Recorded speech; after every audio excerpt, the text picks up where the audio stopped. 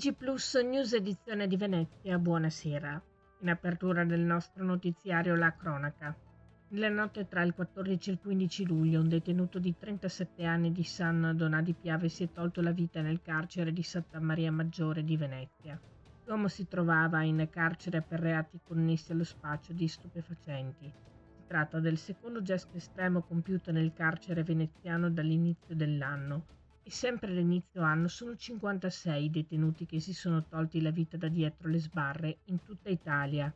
Ai detenuti si aggiungono inoltre 6 agenti di polizia penitenziaria che hanno compiuto lo stesso gesto estremo. Alcune reazioni dal mondo della politica.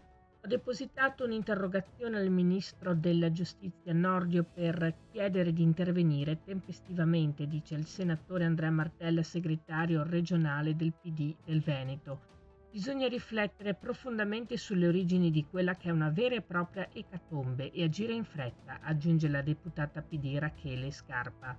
Ogni suicidio in carcere è un fallimento della Repubblica, così Erika Baldin, capogruppo in Consiglio regionale del Movimento 5 Stelle. È tempo di investire nelle carceri, unico modo per riconoscere con i fatti che si tratta di persone con diritti precisi, dicono i consiglieri regionali del PD Veneto Francesca Zottis e Jonathan Montanariello. Cambiamo argomento.